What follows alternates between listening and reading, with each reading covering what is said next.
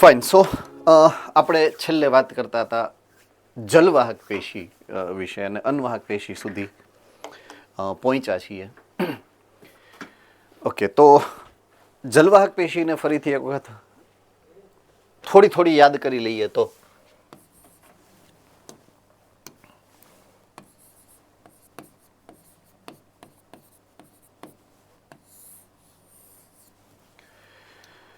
એવી જટિલ પેશી છે કે જે પાણી અને અકાર્બનિક દ્રવ્યો એનું પરિવહન કરાવે છે એવી પ્રાથમિક માહિતી આપણને ખબર છે. એટલે પાણી પ્લસ અકાર્બનિક દ્રવ્ય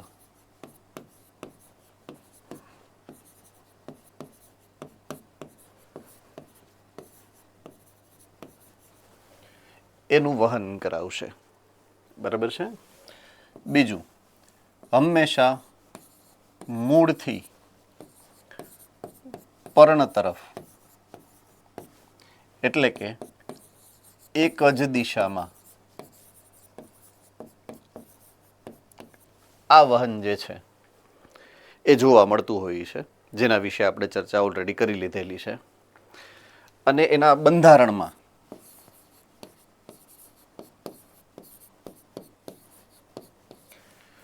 ત્રણ મૂળભૂત ઘટકો હોય. પહેલું વાહી ઘટક, કાં તો હશે જલવાહિનીકી અથવા હશે જલવાહિની.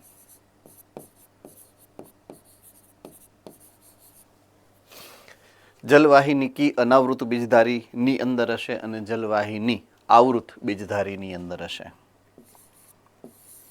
બીજું છે જલવાહક તંતુઓ.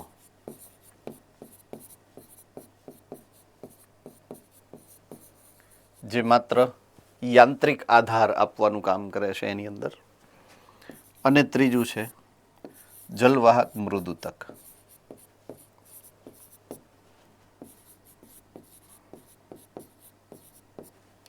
જે પાણી અને અકાર્બનિક દ્રવ્યની આપલે એની આજુબાજુની પેશીમાં અથવા તો માંથી કરી શકે છે. તો આ જે તમે જલવાહક પેશી વિશે માહિતી મેળવી છે અત્યાર સુધી એનો ટૂંક સાર મેં રજૂ કરી દીધો તમારી સામે. બરાબર છે.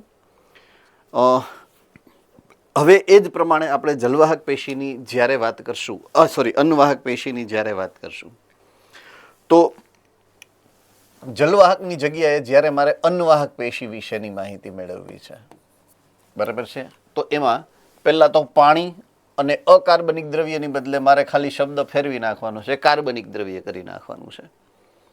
એટલે એમાં પાણી અને કાર્બનિક દ્રવ્ય એનું વહન થશે. કાર્બનિક દ્રવ્યને હું ખોરાક પણ કહી શકું.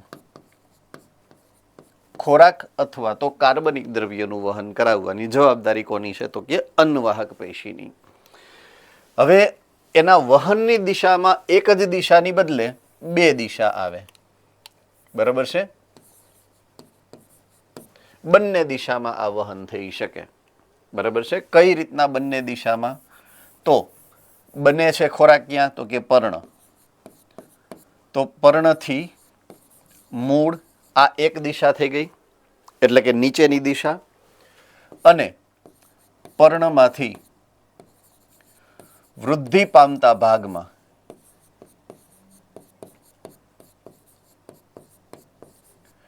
જે ઉપર પણ હોઈ શકે. એટલે પર્ણમાંથી નીચેની બાજુએ જઈ શકે અને પર્ણમાંથી ઉપરની બાજુએ પણ જઈ શકે. બંને દિશામાં વહન કરી શકે. રેડી? થમ્સ અપ.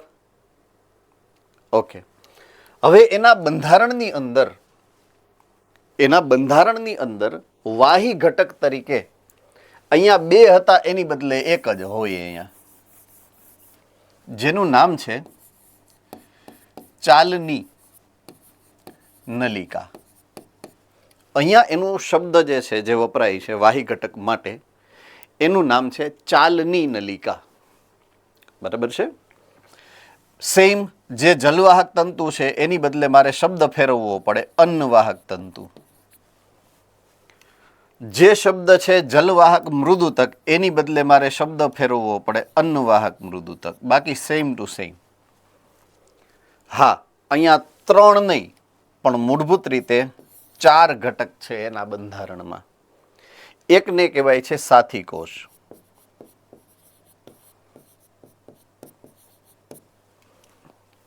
સાથી કોષ કહેવાય, જેનું કામ રહેશે આ વાહી ઘટક એટલે કે ચાલની નલિકા અને આ મૃદુતકની વચ્ચે આપ લે કરે. બરાબર છે. આજુબાજુની પેશીમાંથી દ્રવ્યોને કોણ લઈ આવે? બરાબર છે, અન્વાહક મૃદુતક.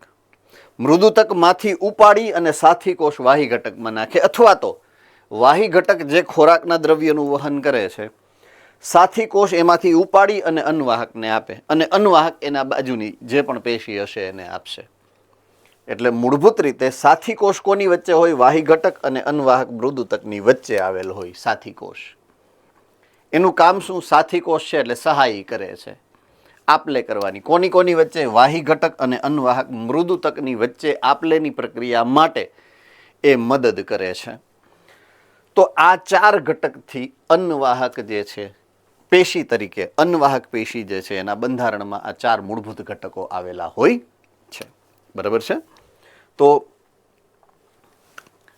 અહીંયા જે તમને આકૃતિ આપેલી છે એ પ્રમાણે ચાલની છિદ્ર, ચાલની નલિકા એટલે કે ઘટક, અને અન્નવાહક મૃદુતક, સાથી કોષ વગેરે. આ આકૃતિ તમારી બુકમાં પણ છે અને અહીંયા પણ આપેલી છે.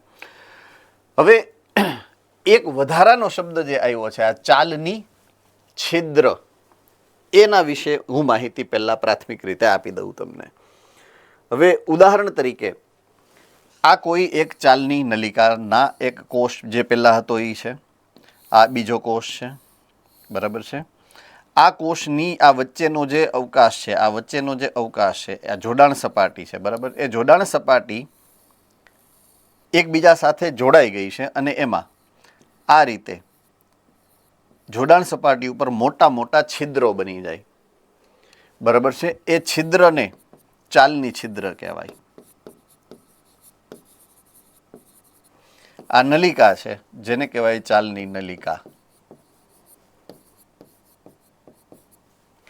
આ જે પટ્ટી બને છે વચ્ચે, આ એને ચાલની પટ્ટિકા કહેવાય. વચ્ચેની પ્લેટ એને ચાલની પટ્ટિકા કહેવાય. એની ઉપર હોલ છે એને ચાલની છિદ્ર કહેવાય, અને આખી જે નળી છે એને ચાલની નલિકા કહેવાય. બરાબર છે. તો આવું જે સ્વરૂપ છે એ આ એના વાહી ઘટકનું છે કે જેમાંથી ખોરાકના દ્રવ્યો પાણીની સાથે વહન પામતા હોય. પાણી જ અહીંયા પરિવહનનું માધ્યમ બને છે, એ ભૂલવાનું નથી. જલવાહક પેશી છે તો પણ પાણી દ્વારા જ અકાર્બનિક દ્રવ્યનું વહન થાય છે, અને અન્વાહક પેશી છે તો પણ પાણી દ્વારા જ કાર્બનિક દ્રવ્યનું વહન થાય છે. આવું આપણે સમજવાનું રહેશે, યાદ રાખવાનું રહેશે. બરાબર છે. તો અન્વાહક પેશીના આ 4 ઘટકોની વાત અહીંયા મેં તમને સમજાવી. પહેલું ચાલની નલિકા કોને કહેવાય, બીજું સાથી કોષ શું છે, ત્રીજું અન્વાહક મૃદુતક, અને ચોથું અન્વાહક તંતુ. બરાબર છે. અન્વાહક પેશી ખોરાકનું વહન સામાન્ય રીતે પર્ણોના વનસ્પતિ જે છે એના પર્ણોમાં વનસ્પતિ જે ખોરાક સંશ્લેષિત કરે છે, બનાવે છે. બનાવ્યા પછી એને અન્ય અલગ અલગ ભાગોની અંદર મોકલવા પડે છે. એ મોકલવાનું કાર્ય અન્વાહક પેશી કરે છે. યસ, રાજકોટ ગુરુકુલ. સર, આ જે ચાલની નલિકા છે એમાં એનું નામ ચાલની નલિકા છે, તો એમાં સ્પેસિફિક કઈ કારણ છે કે એનું નામ ચાલની છે, કે એમ નામ કોઈ વૈજ્ઞાનિકના નામ ઉપરથી રાખ્યું છે? ચાલની કોઈ વૈજ્ઞાનિક તો ન જ હોય, સ્વાભાવિક છે. એટલે તો પૂછ્યું. હા હા, ના, એ સક્રિય, એકચ્યુઅલમાં મેઇન પોઈન્ટ ઓફ વ્યૂ એવો છે એનો કે એ સક્રિય રીતે, સક્રિયનો મતલબ શું છે, ખ્યાલ છે? સક્રિય, હા, યસ, શું છે સક્રિયનો મતલબ? એટીપી ના મદદથી જો આશ્રિત જોડાણ ન હોય તો તેને મોકલવામાં આવે તે. યસ, કારણ કે ખોરાકના દ્રવ્ય છે. ખોરાકના દ્રવ્ય છે એનો અર્થ એ છે કાર્બનિક દ્રવ્ય છે, એટલે અણુ મોટા હોય ડેફિનેટલી. હવે જો મોટા હોય તો કોષની અંદર બહાર જઈ શકતા નથી, એટલે એને ધરાર તમારે મોકલવા પડે. એટલે એનું જે વહન છે કોષોની અંદર, એ તમારે ધરાર કરાવવું પડે. ધરાર કરાવવું પડે એટલે તમારે ઉર્જા આપવી પડે. ઉર્જા આપવી પડે એનો મતલબ છે કે તમારે એને એટીપીના બળથી કરવાનું છે આ કામ.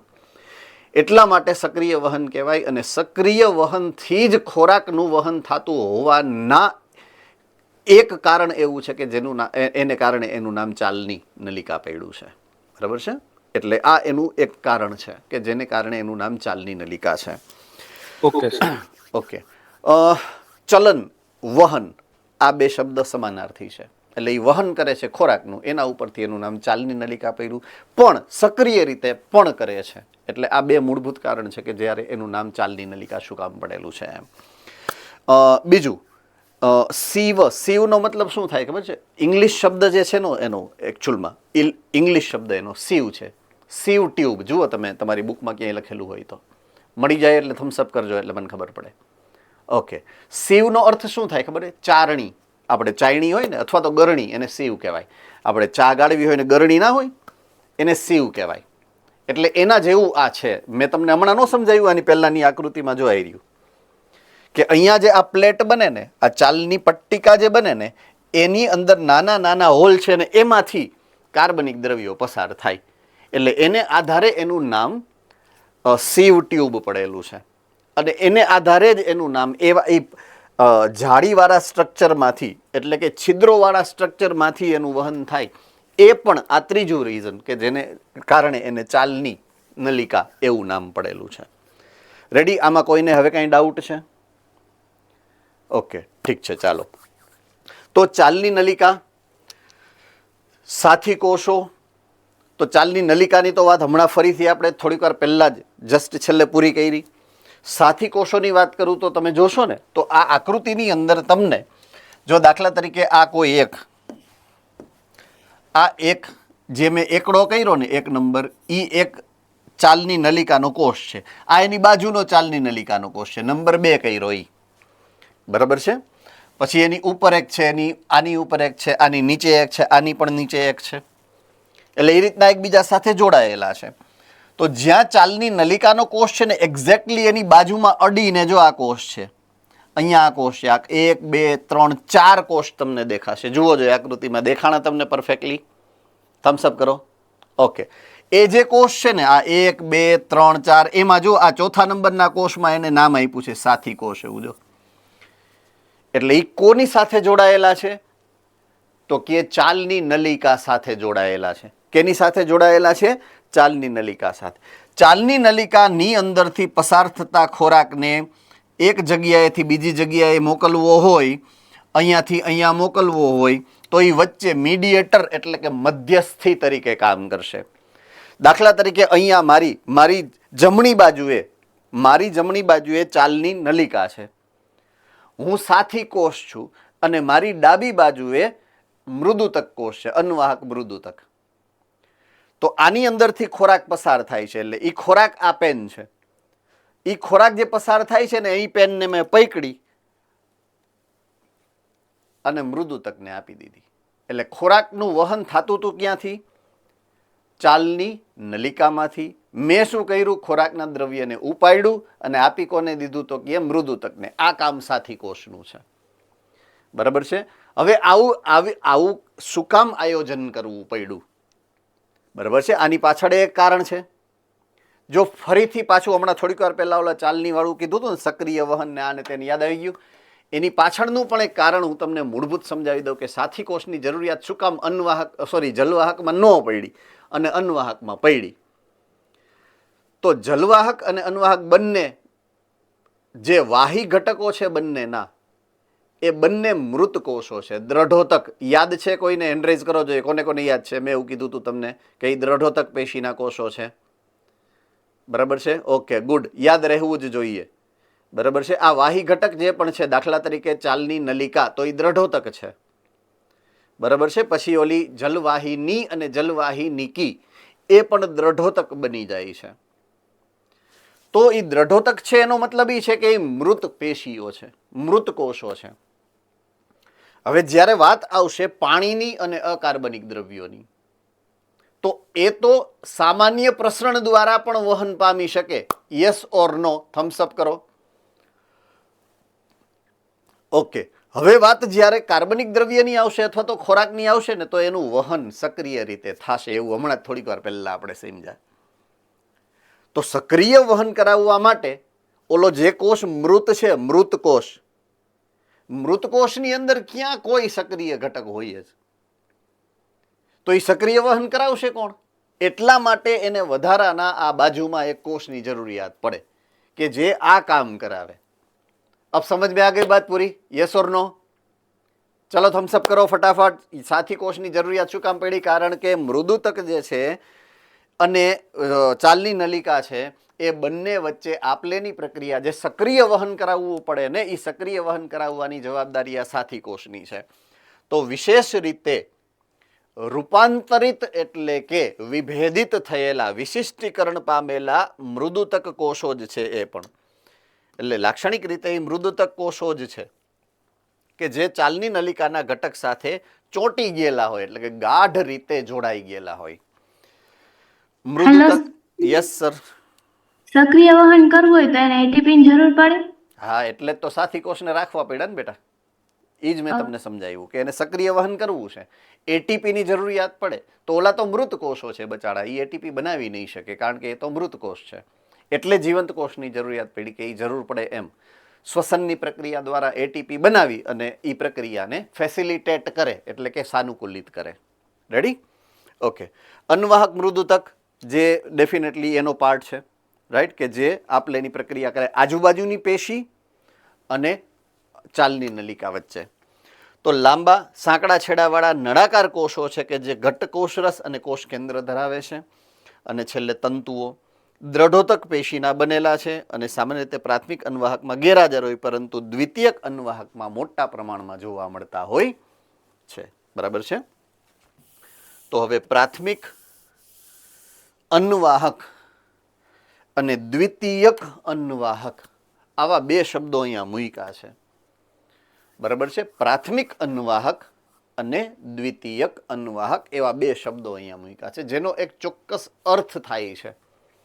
બરાબર છે? હવે એ અર્થ હું તમને સમજાવી દઉં ડિટેલમાં થોડુંક વધારે.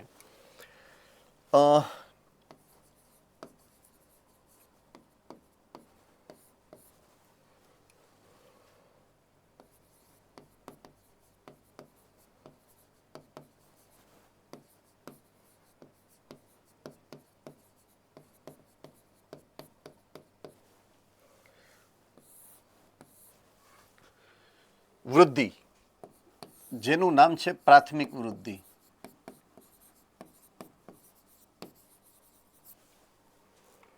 પ્રાથમિક વૃદ્ધિ દરમિયાન જે પેશીઓ ઉત્પન્ન થાય એને પ્રાથમિક પેશીઓ કહેવાય.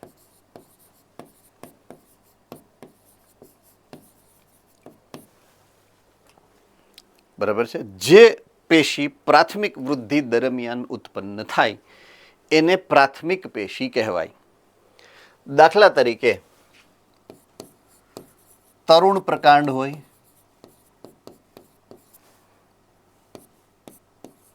પર્ણો છે કે તરુણ મૂળ છે. તો તરુણ પ્રકાંડ હશે કે તરુણ મૂળ હશે, એની અંદર જે જલવાહક બનશે એને પ્રાથમિક જલવાહક કહેવાય કે પ્રાથમિક અન્વાહક કહેવાય.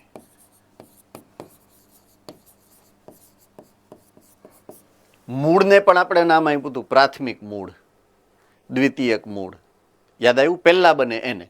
તો જે જલવાહક કે જે અન્વાહક પહેલા બને, પહેલા એટલે પ્રાથમિક વૃદ્ધિ દરમિયાન, એને શું કહેવાય?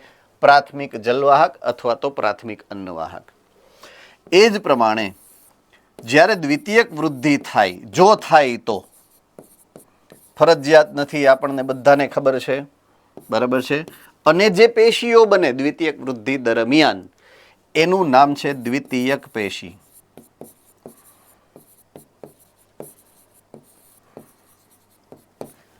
તો એમાં પણ જો એમાં તરુણ પ્રકાંડ હોય, કેવું બની જાય? કાષ્ઠમય પ્રકાંડ બની જાય. પછી આ જે પર્ણો બન્યા હતા એ ખરી જાય, એની જગ્યાએ નવા પર્ણો આવે.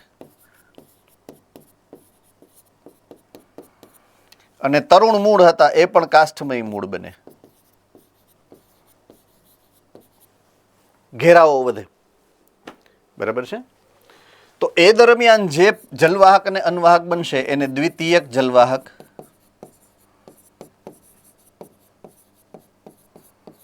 અથવા તો દ્વિતીયક અન્વાહક કહેવાય.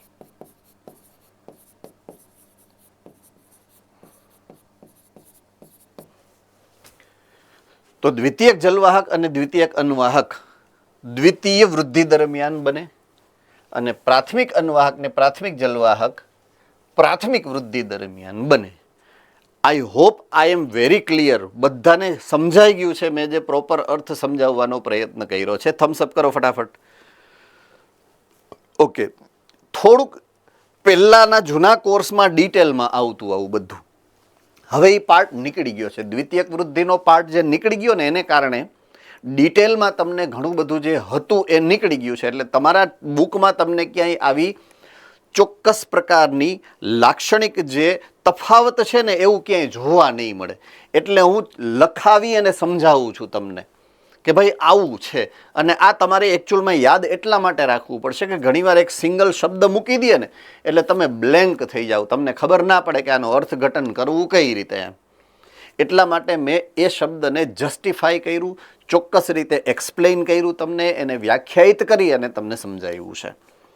રેડી? તો પાછો હું ઓલા સ્ટેટમેન્ટ ઉપર જાઉં છું. કયા સ્ટેટમેન્ટ ઉપર? અન્વાહક તંતુ. અન્વાહક તંતુ પ્રાથમિક અન્વાહકમાં ના હોય અને દ્વિતીયક અન્વાહકમાં જોવા મળે છે. આવું યાદ રાખવાનું છે તમારે. એ જે સ્ટેટમેન્ટ આપ્યું હતું ને આની ઓલી સ્લાઇડમાં એ હતું.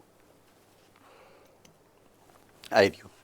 અન્વાહક તંતુઓ દ્વિતીયક અન્વાહકમાં જોવા મળે છે, પ્રાથમિકમાં નહીં. સામાન્ય રીતે એક દડીમાં પાછું જોવા મળે છે પ્રાથમિકમાં પણ. દાખલા તરીકે તમે શેરડી ચાવો છો, મેં આની પહેલાના જ લેક્ચરમાં ઉદાહરણ આપ્યું હતું તમને. તો જે ચાવીને રસ પી જાઓ છો એ સિવાય જે છોતલા નીકળે એમાં તમે ઓલી સળી જેવું પાતળા તંતુઓ જે જોવો છો એ અન્વાહક તંતુઓ જ છે. બરાબર છે? એટલે દ્વિતીયક વૃદ્ધિ દરમિયાન દ્વિદળી હોય ને તો પ્રાથમિકમાં નહીં દ્વિતીયકમાં જોવા મળે, અને એક દળી હોય તો પ્રાથમિકમાં પણ જોવા મળે અન્વાહક તંતુ. આવું યાદ રાખશું આપણે. બરાબર? ઓકે, કઈ ડાઉટ આની અંદર? કોઈ ડાઉટ અન્વાહક પેશીમાં? ઓકે, ડન છે. ચાલો, અન્વાહક પેશીના જલવાહકની જેમ બે પ્રકારો પડે. બરાબર છે? જલવાહકમાં પણ આવા બે પ્રકાર આપણે જોયા હતા. આદિ અન્વાહક અને અનુ અન્વાહક. ઓલા દારૂ શબ્દ હતો, આદિ દારૂ અને અનુ દારૂ. યાદ કોને કોને છે? હેન્ડ રેઝ કરો જોઈએ ફટાફટ. ગુડ. સેમ વે જે અન્વાહકના ઘટક પહેલા બને એને આદિ અન્વાહક કહેવાય, અને જે અન્વાહકના ઘટકો પછીથી લેટ અમુક સમય પછી ધીમે ધીમે બનતા જાય ને છેલ્લે વિકાસ પામે છે એને અનુ અન્વાહક કહેવાય. સેમ વસ્તુ જલવાહક પેશીમાં પણ લાગુ પડે અને એ જ વસ્તુ અન્વાહકમાં પણ લાગુ પડશે. તો પ્રથમ નિર્માણ પામતી પ્રાથમિક અન્વાહક એમાં સાંકડી ચાલની નલિકા હોય અને એને કહેવાય આદિ અન્વાહક. પછીથી નિર્માણ પામતા પ્રાથમિક અન્વાહકમાં મોટી ચાલની નલિકા હોય અને એને અનુ અન્વાહક કહેવાય. રેડી? એટલે પહેલા બને એ આદિ અન્વાહક અને પછીથી બને એ અનુ અન્વાહક. હવે સરસ મજાની એક ડેટાબેઝ આંકડાઓ વાળો એક મુદ્દો આવ્યો. કદાચ તમારી બુકમાં તમને જોવા મળશે કે નહીં મળે. 7000 એવી જાતિઓ વનસ્પતિની પ્રજાતિઓ, સોરી નહીં જાતિઓ, પ્રજાતિઓ છે. 7000 પ્રજાતિઓ કે જે તમારી આસપાસના પર્યાવરણમાં તમને જોવા મળે છે. બરાબર છે? આપણા પૃથ્વીની સપાટી ઉપર 7000 પ્રજાતિઓ, અલગ અલગ પ્રકારની પ્રજાતિ, જાતિ નહીં, દરેક પ્રજાતિની ઘણી બધી જાતિઓ પણ હશે, પણ પ્રજાતિની સંખ્યા 7000 છે અને દરેક પ્રજાતિના એક ચોક્કસ પ્રકારના લક્ષણ છે અને એ લક્ષણમાં વિવિધતા છે. દરેક પ્રજાતિ બીજી પ્રજાતિઓથી અલગ છે. બરાબર છે? ઓકે, આ એક મુદ્દો થઈ ગયો. હવે પછીના મુદ્દાની વાત કરું તો કુલ વાહક પેશીની વાત કરો. વાહક પેશી, વાહક પેશીની અંદર 3 વસ્તુ હોય. એક જલવાહક, બીજું અન્નવાહક અને એની ફરતે એને પકડી રાખવા માટે સંયોજક પેશી, જેને કહેવાય આધાર પેશી. અહીંયા બરાબર છે, આધાર પેશી કહેવાય. તો કોઈ પણ વાહક પેશીમાં સરેરાશ જો 100% ગણો તમે, તો એમાં જલવાહક પેશીનું પ્રમાણ કેટલું હોય ખબર છે? લગભગ 45%. 45% જેટલી એવરેજ જલવાહક પેશી હોય. વાહક પેશીની અંદર કુલ વાહક પેશીની 45% પેશી કઈ હોય? જલવાહક પેશી. લગભગ 30% જેટલી પેશી કઈ હોય? તો કે અન્નવાહક પેશી. બરાબર છે. તો 75% થયા, તો 25% જેટલી પેશી કઈ હોય? તો કે ઈ આધાર પેશી હોય. આ એક આંકડાકીય માહિતી છે જે માત્ર જાણકારી માટે છે, બુકમાં નથી, એટલે હું કહી ના શકું કે તમારા માટે ઇમ્પોર્ટન્ટ છે. પણ હા, માહિતી સારી છે, સાચી છે અને યાદ રાખવા જેવી છે. બરાબર છે, એટલે એની નોંધ લેવી ટૂંકમાં.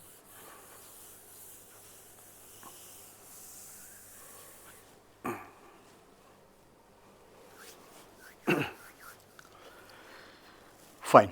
હવે વાત કરીએ, પેશીની વાત આપણે પૂરી કરી, કારણ કે છેલ્લી અન્નવાહક પેશી હતી જેની વાત આપણે પૂરી કરી. બરાબર છે. ઓકે. વનસ્પતિ એની જ્યારે અંતઃસ્થ રચનાની મેં વાત તમને કરી ત્યારે શરૂઆતથી,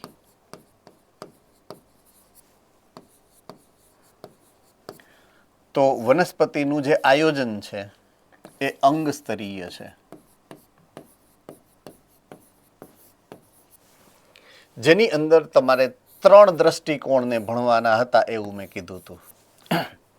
સૌથી પહેલા એના કોષના પ્રકાર, જે 3 પ્રકારના કોષ છે જે તમે સમજ્યા છો. એક મૃદુતક કોષ હોય એની અંદર, બીજો સ્થૂલ કોણક હોય અને ત્રીજો કોષનો પ્રકાર છે એ છે દ્રઢોતક કોષ.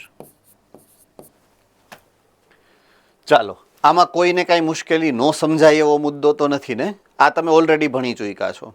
આ મેં તમને સમજાવ્યું છે અત્યાર સુધીમાં, આની પહેલાના લેક્ચર સુધીમાં. બરાબર છે. પછી તમારે સમજવાનું હતું પેશી.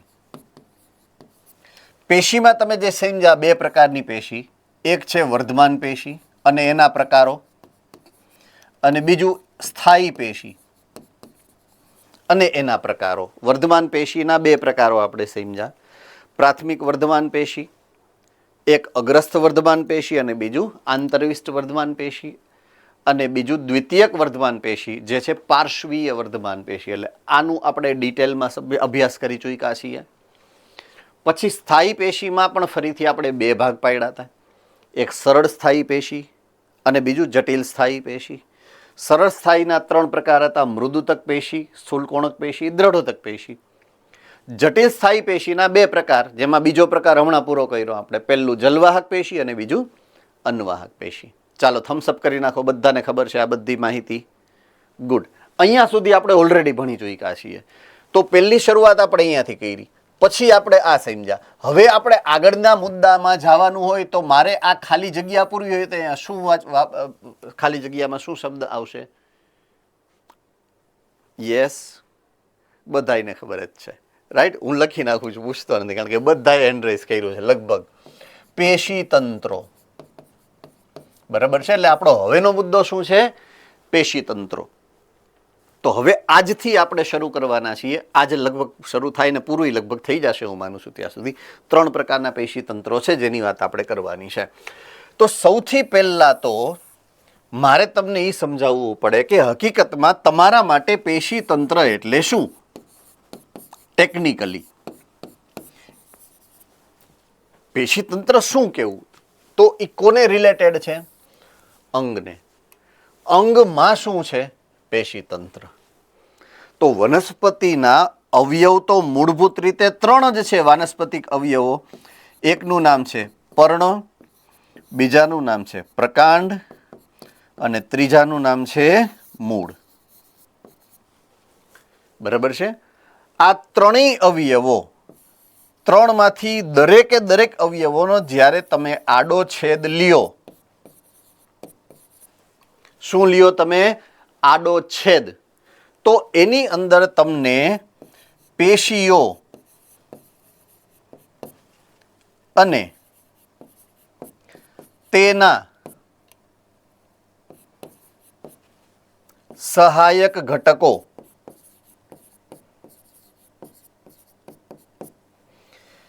એની વિશેષ ગોઠવણી જોવા મળે.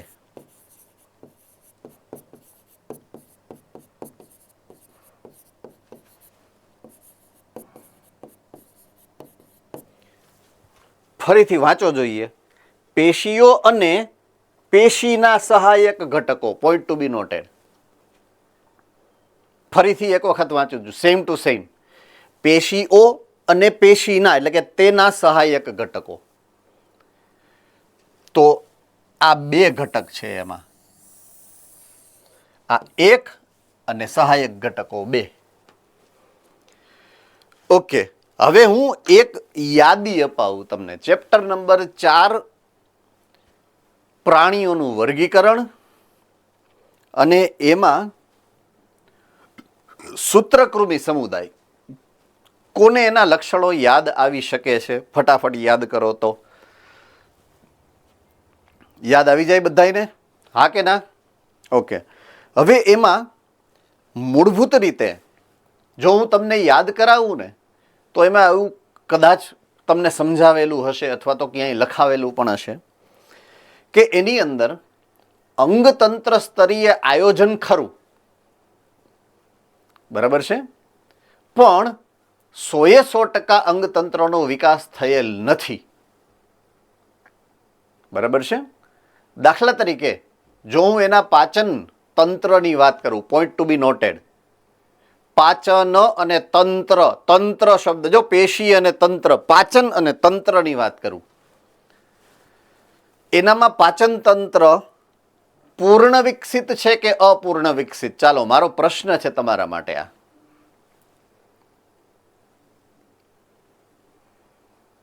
જુનાગઢ સેન્ટર.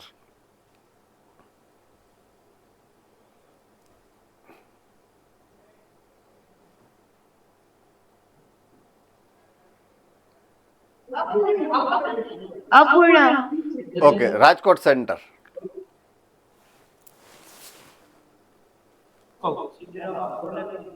અપૂર્ણ. અપૂર્ણ. બીજા કોઈ સેન્ટરમાં નથી? બરોડા, તરસાલી?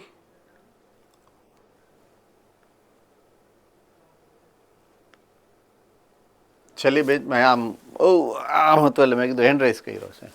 જામનગર. અપૂર્ણ વિકસિત. અમદાવાદ. મોરબી. મોરબી.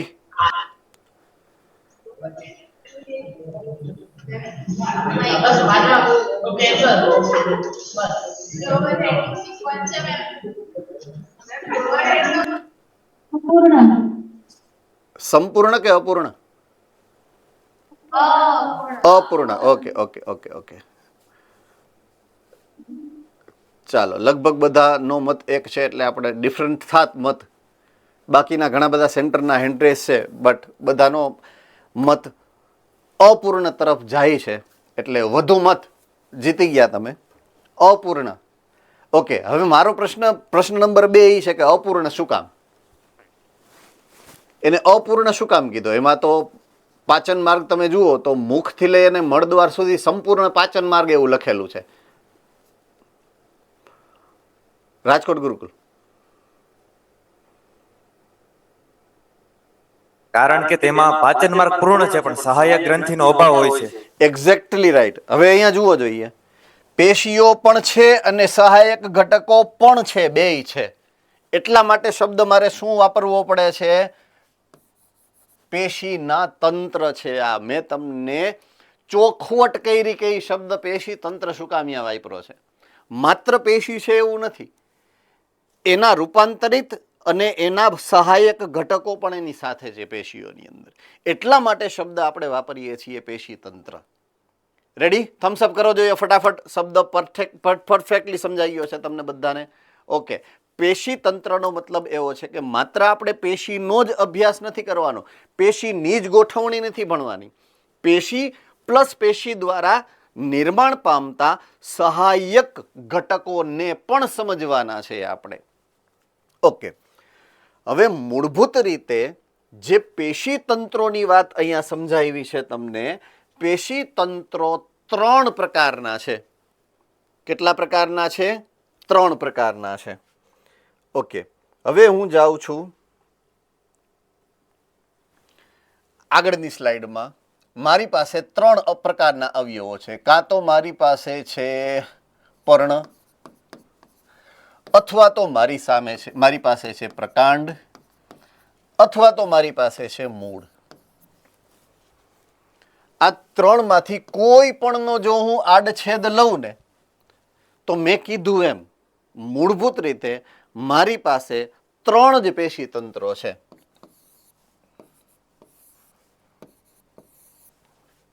બરાબર છે? પર્ણમાં પણ આ 3 છે, પ્રકાંડમાં પણ આ જ 3 છે, અને મૂળમાં પણ આ જ 3 છે. હવે એના ક્રમ આપી દઉં. 12 થી અંદર, 12ની બાજુએથી અંદરની બાજુએ આડછેદ લ્યો એટલે સૌથી 12ની બાજુએ કોણ આવે? એને હું કહું છું પહેલા નંબરનું. તો પહેલા નંબરનું સૌથી બહારનું આવરણ છે.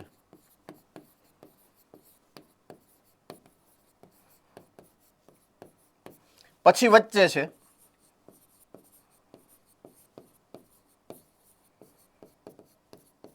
અને પછી અંદરનું છે,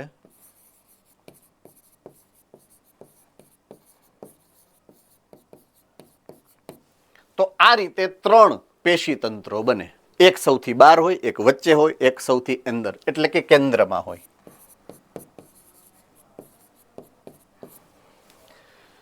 કેન્દ્રમાં છે ને એ હંમેશા હોય વાહક પેશી તંત્ર, જે પરિવહનનું કામ કરે, જેમાં અન્નવાહક અને જલવાહક હોય ઈ. બરાબર છે? તો વાહક પેશી તંત્ર ક્યાં હોય? કેન્દ્રમાં. બરાબર છે? બારે કોણ હોય? છાલ. બારે કોણ હોય? છાલ. કોઈ પણ અંગ છે, બાર કોણ હોય? છાલ. આયરી ચામડી, છાલ જ કહેવાય ને. તો કોઈ પણ અંગમાં સૌથી બાર કોણ હશે? છાલ. આપણામાં છાલને અધિચ્છદ કીધું હતું, આમાં કહેવાય અધિસ્તર. બરાબર છે? એટલે એને હું નામ આપું છું અધિસ્તરીય પેશી તંત્ર. અધિસ્તરીય પેશી તંત્ર. બારે છે, વચ્ચે કેન્દ્રમાં કોણ છે? વાહક પેશી તંત્ર. ઈ બેયને જોડવાનું કામ, સંયોજનનું કામ, આધાર આપવાનું કામ કરે એવું પેશી તંત્ર, એટલે આધારક પેશી તંત્ર. પૂરું. સિમ્પલ. આ રીતે તમારે એકદમ આસાનીથી તમને યાદ રહી જશે. આ કોઈ આમાં રોકેટ સાયન્સ નથી કે નો યાદ રહીએ અને ભૂલાઈ જાય કે લોચો પડે, એવું કાંઈ છે જ નહીં. 12નું પેશી તંત્ર અધિસ્તરીય પેશી તંત્ર રક્ષણાત્મક આવરણ બનાવશે, સ્ત્રાવ કરશે, શોષણ કરશે, આપલે કરશે, વગેરે વગેરે. મધ્યનું પેશી તંત્ર છે એ આધારક પેશી તંત્ર છે. બરાબર છે? જે સામાન્ય રીતે લગભગ મોટા ભાગની ચયાપચયિક પ્રક્રિયાઓ સાથે સંકળાયેલ હશે. અને અંદરનું કેન્દ્રનું વાહક પેશી તંત્ર, હવે અહીં તો ખબર જ છે આપણને વાહક પેશી તંત્રનો ધંધો શું, કાર્ય શું છે એ, તો કે પરિવહનનું કાર્ય છે. બરાબર છે? પાણી સાથે કાં તો અકાર્બનિક અને કાં તો પાણી સાથે કાર્બનિક, એટલે કે અન્વાહક અને જલવાહક, એનું કાર્ય છે. સિમ્પલ. પૂરું થઈ ગયું. તો આ રીતે આ 3 પ્રકારના પેશી તંત્રની વાત સમજાવી છે મેં તમને. માત્ર એનો પરિચય આપ્યો છે મેં તમને. તો આ 3 પ્રકારના પેશી તંત્રનું નામ શું કામ પડ્યું અને એનું મૂળભૂત કાર્ય શું છે એ તમને બધાને સમજાઈ ગયું છે એવું માની લઉં છું. થમ્સઅપ કરી લ્યો એટલે આગળ વધીએ ફટાફટ. ચાલો. Good good, fine. સો મેં કીધું એ પ્રમાણે આપણી પાસે પેશી તંત્ર 3 પ્રકારના છે. હવે બુકમાં જે આપ્યું છે એવા શબ્દોથી તમને સમજાવવાનો પ્રયત્ન કરું. ચાલો હવે આપણે જોઈએ કે વનસ્પતિ દેહમાં તેના જુઓ સ્થાનને આધારે પોઈન્ટ ટુ બી નોટેડ. મેં શું કીધું તું? સૌથી બારે કોણ, વચ્ચે કોણ, કેન્દ્રમાં કોણ? એનો મતલબ શું થાય? સ્થાનને આધારે વનસ્પતિઓમાં પેશીઓ કઈ રીતે અલગ અલગ ગોઠવાયેલ છે એમની રચના અને કાર્ય પણ તેના સ્થાનને આધારે જ છે. મેં કીધું તું બહારની બાજુ એ પ્રોટેક્શન રક્ષણાત્મક હોય, વચ્ચે છે એ વાહક, અને બીજા જેને કહેવાય ને કે આધાર પેશી તંત્ર છે એનું કામ સામાન્ય છે અપચય કરવાનું, સિમ્પલ. એટલે જે છે એ એના સ્થાનને આધારે, એના કાર્યને આધારે આ વિભેદન કર્યું છે આપણે 3 પ્રકારની પેશીનું. તો પહેલું નામ આપણે આપ્યું છે એ છે અધિસ્તરીય પેશી તંત્ર. વનસ્પતિના દેહને પૂરેપૂરો ઢાંકી દે, રક્ષણાત્મક આવરણ બનાવી નાખે. બીજું છે આધાર પેશી તંત્ર. અધિસ્તર અને વાહિપુલ, વાહિપુલ એટલે વચ્ચેનું, કેન્દ્ર, અને અધિસ્તર એટલે બહારનું, એ બેયની વચ્ચેનો, એટલે કે અધિસ્તર અને વાહિપુલ સિવાયની બધી જ પેશી. અને ત્રીજું છે વાહક પેશી, જલવાહક અને અનુવાહક પેશીથી બનેલું અને પરિવહનનું કાર્ય કરતું. બરાબર છે? તો તેમની રચના અને સ્થાનને આધારે પેશી તંત્રના આ 3 પ્રકારો આપણે ઓલરેડી સમજી ચૂક્યા છીએ. ઓકે, કોઈને કાંઈ ડાઉટ છે આના વિશે?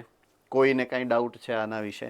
ચાલો, મેં તમને સમજાવ્યું ને કે કાં તો તમારી પાસે પર્ણ હશે, સોરી દેખાશે નહીં તમને, ઓકે, કાં તો તમારી પાસે પર્ણ છે, કાં તો તમારી પાસે પ્રકાંડ છે, અને કાં તો તમારી પાસે મૂળ છે. પર્ણનો આડો છેદ આ છે, પ્રકાંડનો આડો છેદ આ છે, મૂળનો આડો છેદ આ છે. તો પર્ણનો આડછેદ હોય, પ્રકાંડનો આડછેદ હોય કે મૂળનો આડછેદ હોય, બધામાં બહારની બાજુએ તો, એટલે કે જો અહીંયા હું કહું ને આની તો 2 સપાટી હોય, તો આ બહારની સપાટી આ પહેલા નંબરની, બરાબર છે, આ બીજા નંબરની, તો કે એ આધાર પેશી તંત્ર, અને આ ત્રીજા નંબરની. તો સૌથી બારે પહેલો નંબર, વચ્ચે બીજો નંબર, અંદર ત્રીજો નંબર. ગોઠવણી આ જ પ્રમાણેની હોય. સેમ વસ્તુ જો પ્રકાંડમાં જુઓ તો આ સૌથી બહારનું આવરણ છે 1 નંબર, બરાબર છે, પછી આ 2 નંબર, આ 3 નંબર, અને આ 2 નંબર. તો 1, 2, 3. સેમ આનો આડછેદ લ્યો, આ 1 નંબર, 2 નંબર અને 3 નંબર. તો મૂળભૂત રીતે ગોઠવણી આ જ પ્રમાણે હોય. મૂળ હશે, પ્રકાંડ હશે કે પર્ણ હશે, એમાં 3 જ પેશી હોય, એનો ક્રમ આ જ પ્રમાણેનો હોય. બરાબર છે?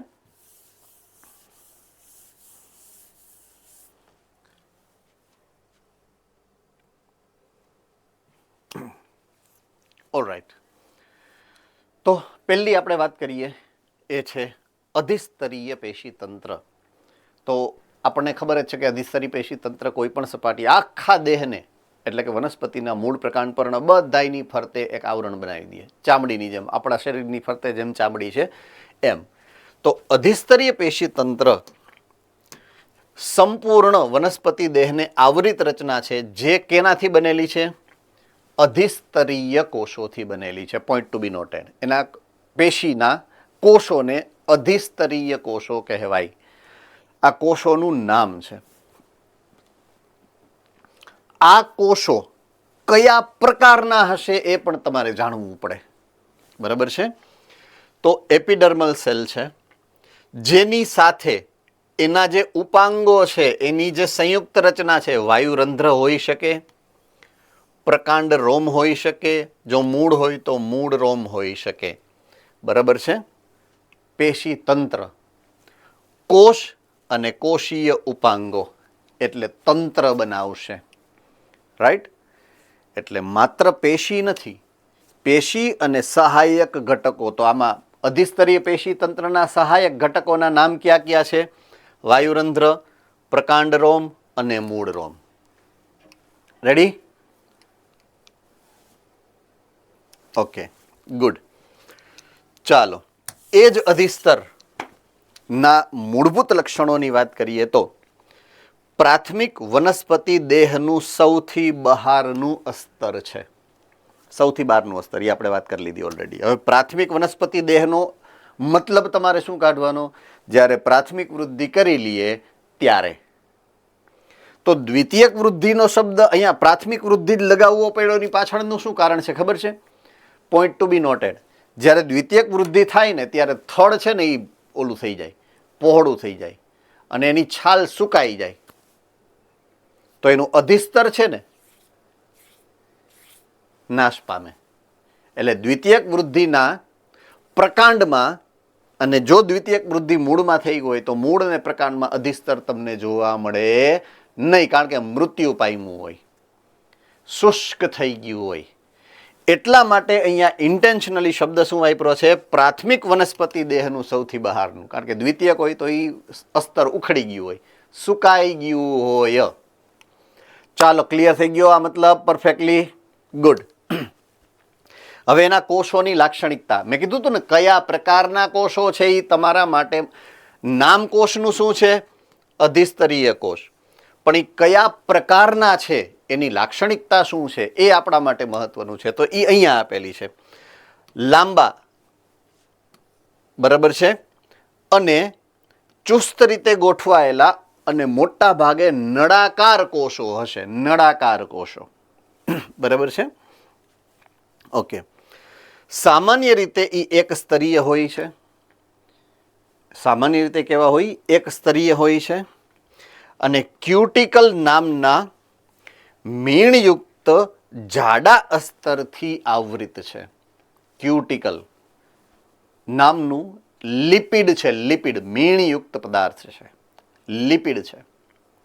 જટિલ લિપિડ, લિપિડના વ્યુત્પન્ન, બરાબર છે.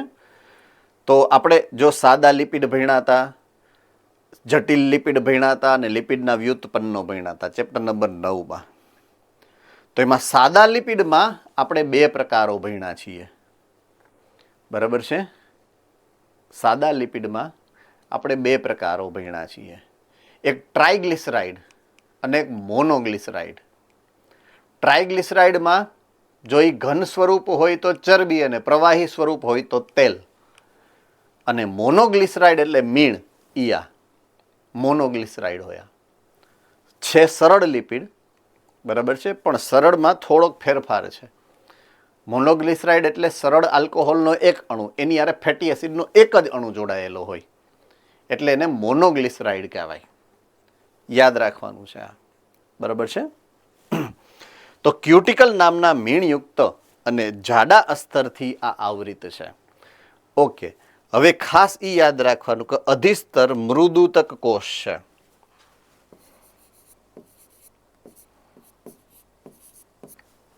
બરાબર છે.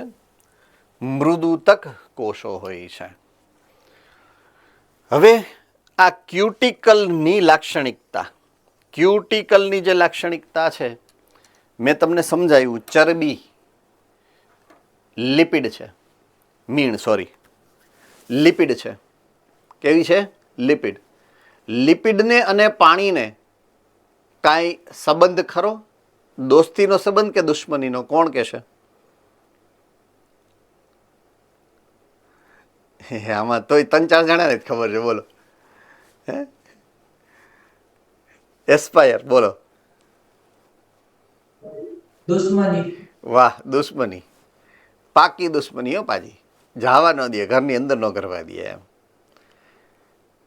હવે દાખલા તરીકે મૂળની ફરતે જો એ ક્યુટિકલ આવી ગયું તો મૂળ શોષણ ન કરી શકે પાણીનું. સમજાય છે કે નહીં? એટલે મૂળની ફરતે ક્યુટિકલ જે છે એ આવેલું હોતું નથી. આ ખાસ અપવાદ યાદ રાખવાનો છે. ક્યુટિકલમાં અધિસ્તર પેશી તંત્રમાં ક્યુટિકલની હાજરી પાકી, પણ મૂળમાં નહીં. પ્રકાંડ અને પર્ણમાં ફરજિયાત, બરાબર છે. તો પ્રકાંડ અને પર્ણમાં એનો શું ફાયદો થતો હશે તમારા મતે? રાજકોટ.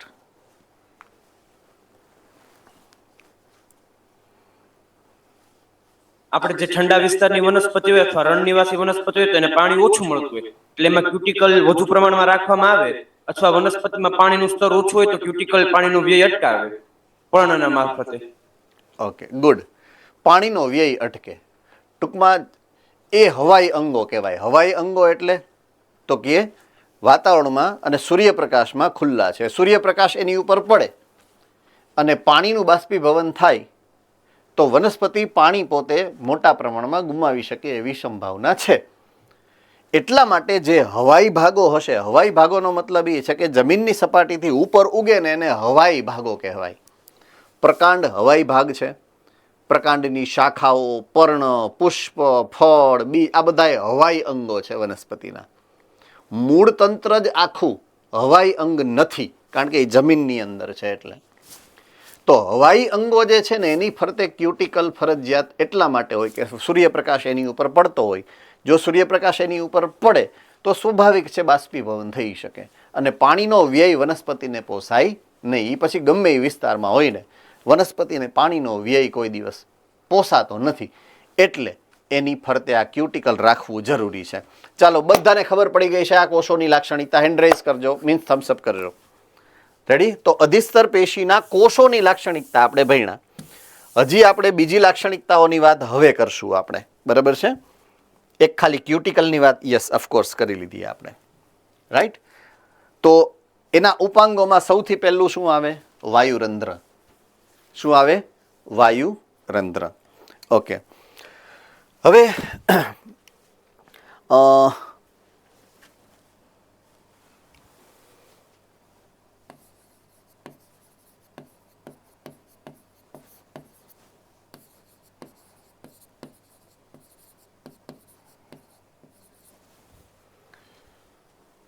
ટેકનિકલી મારે થોડુંક અલગ રીતે લખાવવું હોય તો હું એવું લખાવી શકું કે અધિસ્તરીય બહિરુદ્ધ ભેદ જે છે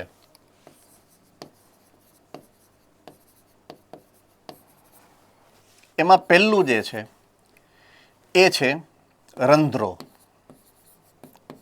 ખાલી રંધ્ર, ખાલી રંધ્ર શબ્દ વાપરું છું. જો એ રંધ્ર પર્ણ ઉપર છે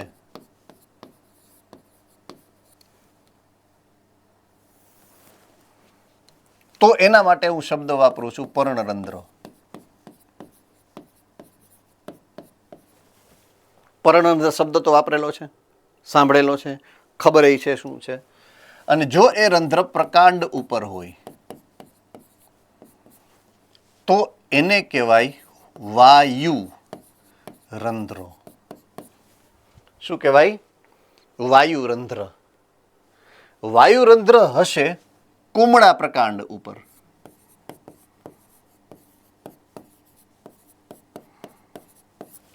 કુમળા પ્રકાંડ ઉપર હોય. પછી દ્વિતીયક વૃદ્ધિ થાય અને એનું ઘેરાવો વધે એટલે એ છિદ્ર જે નાનું હોય એ છિદ્ર મોટું થઈ જાય. બરાબર છે? એટલે પ્રકાંડ જ્યારે દ્વિતીયક વૃદ્ધિ કરી અને તરુણ પ્રકાંડ બને ને, કાષ્ઠમય, ત્યારે એની ઉપર જે વાયુરંધ્ર છે ને એનું નામ ફરી જાય. એને આ કહેવાય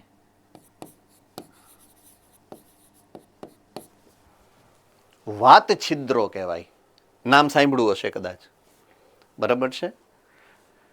તો પછી એને વાત છિદ્રો કહેવાય. આ બે એક જ છે, વાયુરંધ્ર અને વાત છિદ્ર. જ્યારે બને ત્યારે વાયુરંધ્ર હોય, પછી થોડાક કાષ્ઠમય બને, દ્વિતીયક વૃદ્ધિ થાય એટલે એ જે છિદ્ર છે એ મોટું થઈ જાય. એને કહેવાય વાત છિદ્ર. Aspire public. યસ. તમે જે કીધું કે મૂળ તંત્રમાં ક્યુટિકલનું આવરણ ન હોય, આપણે જે દલદલ વિસ્તારની વનસ્પતિમાં આપણે જે ભેણા થાય એ પ્રમાણે રાઇડોફોરા જે છે એનું ઉપર આવે છે, ઉપરની તરફ જમીન. એમાં ક્યુટિકલનું આવરણ ના, કારણ કે મૂળભૂત રીતે એને પણ વાતાવરણમાંથી ભેજનું શોષણ તો કરવાનું જ છે. બરાબર છે? એટલે એમાં પણ નહીં હોય. ઓકે. સો પહેલું જે છે બહિરુદ્ધ ભેદ એ છે રંધ્ર. પ્રકાંડમાં બે પ્રકારના વાયુરંધ્ર અને વાત છિદ્ર, અને પર્ણ ઉપર હશે તો પર્ણરંધ્ર. બરાબર છે? ઓકે. બીજું જે બહિરુદ્ધ ભેદ છે એ છે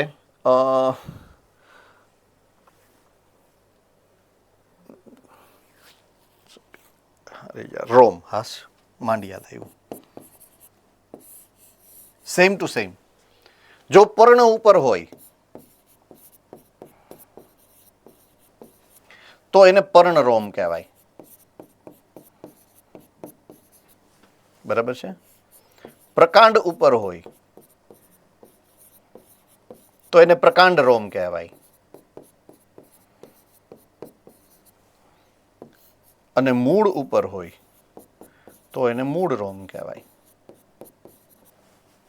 ઘણી વખત ફળની ઉપર પણ હોય.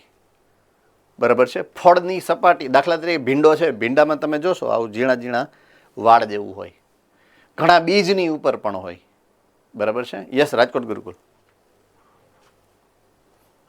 સર આપણા જે વાયુરંધ્રો છે તેના બે આકાર હોય, એક આ વાલ આકારના અને ડંબલ આકારના. તો આકારના ફેરફારથી તેની ક્રિયાવિધિ પર કઈ ફેરફાર થાય? Yes, of course. જે આ જૂના છે વૃક્કાકાર, આ જે વૃક્કાકાર છે એ દ્વિદળીમાં હોય, પણ ડંબેલ આકારના છે જે તે કીધું એ એક દળીમાં છે. રાઈટ?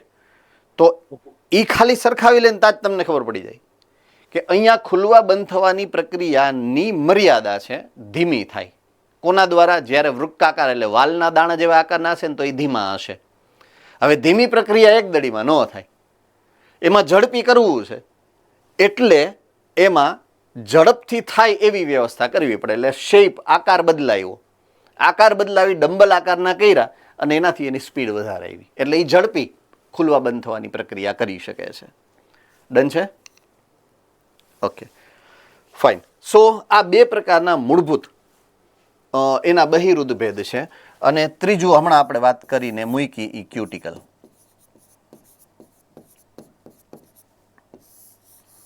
આ ત્રણ બહિરુદ્ધ ભેદ જે છે અધિસ્તર દ્વારા બનતા હોય છે. મૂળભૂત આ ત્રણ પ્રકાર છે. ચાલો, આ છે ને એ નીટના સંદર્ભે ઇમ્પોર્ટન્ટ માહિતી છે. નીટના સંદર્ભે આ માહિતી તમને ખૂબ કામ આવે એવી માહિતી છે. એટલે ખાસ તમારે નોંધતા હોય યા નોંધી લેજો. જે પ્રમાણે તમે નોટ બનાવતા હોય એ પ્રમાણે તમે નોટ બનાવી શકો છો. બરાબર છે? તો આ તમને ખાસ તમારા મગજમાં ગોઠવી અને રાખવાની માહિતી છે. કારણ કે આટલું સ્પેસિફિકેશન અને આટલી ક્લેરિટી તમારી બુકની અંદર પાછી આપેલી નથી. એટલે હું તમને સમજાવી દઉં છું, હું તમને ભણાવી દઉં છું, અને જો ક્વેશ્ચન આવે તો તમને આવડી જવો જોઈએ પરફેક્ટલી. બરાબર છે? ચાલો, હું આગળ વધી શકું છું તમારી આજ્ઞાથી? કે લખો છો તમે? ઓકે, લખો ફટાફટ. ચાલો.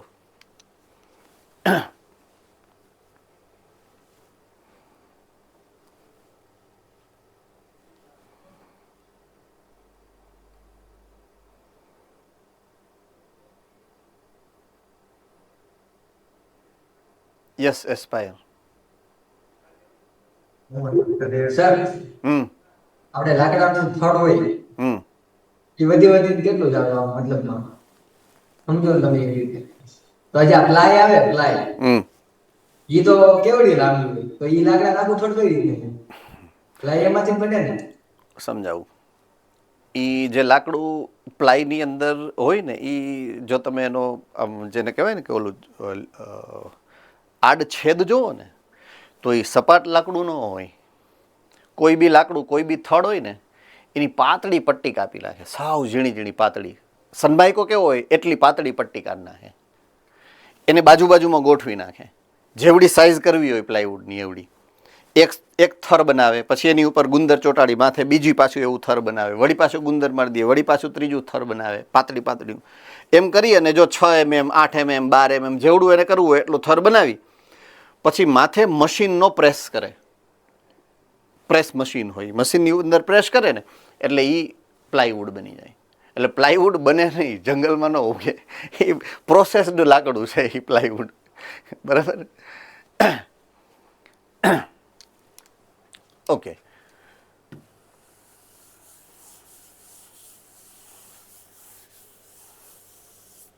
ચાલો. ક્યુટિકલની વાત આપણે એની પહેલાંની સ્લાઇડમાં કરી. અત્યારે વાયુરંધ્રની વાત કરી દઈએ. માત્ર વાયુરંધ્ર, અહીંયા ખાલી વાયુરંધ્ર એટલે પર્ણરંધ્ર એવું. તમારી ટેક્સ્ટબુકમાં વાયુરંધ્ર ઇઝ ઇક્વલ ટુ પર્ણરંધ્ર એવું સમજવાનું છે અકોર્ડિંગ ટુ ટેક્સ્ટબુક. બરાબર છે? તો વાયુરંધ્ર. Yes sir. સર, નાના છોડમાં દ્રઢોતક પેશી હોય? નાના છોડમાં નો મતલબ તમે કઈ રીતના નાનું કહેવા માંગો છો? મીન્સ હજી તાજું સે ફોર એક્ઝામ્પલ વનસ્પતિનો કોટો ફૂટ્યો છે અને બહાર નીકળ્યું છે, એની જ વાત કરો છો તમે કે કઈ રીતના નાનું? હા એટલે આમ થોડુંક મોટું થયું હોય એમ કુમળો છોડ. કુમળો છોડ. Okay, good, fine. હવે કુમળા છોડમાં સામાન્ય રીતે એક ખાલી અને ખાલી અન્નવાહકમાં ચાલની નલિકા જ એવો ઘટક હશે કે જે દ્રઢોતક હશે. બીજું, જલવાહક તંતુ અને અન્નવાહક તંતુ, આના સિવાય દ્રઢોતક પેશી ના હોય. બરાબર છે? જ્યારે એ છોડ કુમળો હશે, બાળ અવસ્થામાં હશે, ત્યારે સૌથી પહેલી જે દ્રઢોતક પેશી બનશે ને એની અંદર એ હશે અન્નવાહક અને ચાલની નલિકા. ત્યારે જલવાહક પણ જલવાહિની કી જ હશે. પછી જ્યારે છોડ મોટો થાય ને પછી એ જલવાહિની બને, જલવાહિની કીમાંથી. તમે જ્યારે જન્મ લ્યો ને, પોઈન્ટ ટુ બી નોટેડ, તમે તમારો જ્યારે જન્મ થાય ને ત્યારે તમારા અસ્થિઓ હજી પૂરેપૂરા અસ્થિ ન હોય, કાસ્થિમય અસ્થિ હોય. તમારું અસ્થિ જ્યારે ગર્ભ અવસ્થામાં બને ને ત્યારે કાસ્થિ સ્વરૂપે બને. કાસ્થિ અને અસ્થિમાં ફરક શું છે? તો કે કાસ્થિમાં કેલ્શિયમ કાર્બોનેટ અને બીજા ક્ષારોનું ડિપોઝિશન એટલે જમાવટ ન હોય, જ્યારે અસ્થિમાં એ હોય. તો નાનું બાળક હોય સાવ, એને શું કામ આમ તેડીને જ રાખે છે હાથમાં, ખોળામાં? શું કામ તેડીને જ રાખે છે? કારણ કે એના હાડકામાં કેલ્શિયમ કાર્બોનેટ અને અન્ય ક્ષારો જમા થયેલા નથી. એટલે તો એ તો રૂપાંતરણની અવસ્થામાંથી પસાર થાય છે. કેવી અવસ્થામાંથી? રૂપાંતરણની અવસ્થામાં. એ જ વસ્તુ તમારી સ્મૃતિમાં લાગુ પડે. જ્યારે તમે જન્મ લ્યો છો ત્યારે તમને ખબર છે આજુબાજુમાં છે એ દાદા કોણ ને નાનીમાં કોણ? કોઈ નથી. તેમને કહે આ નાનીમાં કહેવાય, આ દાદીમાં કહેવાય, આનું નામ ટીચર છે, એવું બધું તમને શીખડાવવામાં આવે. હોતું નથી, થાય. એ જ વસ્તુ તમારી રોગ પ્રતિકારક તંત્રમાં હોય. તમારી પાસે રોગ પ્રતિકારક તંત્ર 0 હોય જ્યારે તમે જન્મ લ્યો ને ત્યારે. એટલે મમ્મી પોતાના દૂધ હોય ને એ દૂધની અંદર તમને એન્ટીબોડી આપે. મમ્મીના દૂધમાંથી તમને એન્ટીબોડી મળે છે, તમારામાં એન્ટીબોડી ઉત્પન્ન ન થયું હોય. પછી ધીમે ધીમે તમારું તંત્ર કરો. એ જ પ્રમાણે જ્યારે જે છોડ છે, છોડનો જન્મ થાય એટલે કે છોડનો કોટો ફૂટે, એટલે છોડ જ્યારે બનતો હોય ને સીધી દ્રઢોતક પેશી નો આવી જાય. મૃદુતક મહત્તમ હોય, થોડીક સ્થૂલ કોણક હોય અને નામ પૂરતી દ્રઢોતક હોય. પછી જેમ જરૂર પડે એમ દ્રઢોતકનું પ્રમાણ વધતું જાય. I hope I am very clear with this. બરાબર છે? થમ્સઅપ કરી દો જોઈએ. બધાને પ્રોપરલી સમજાય છે?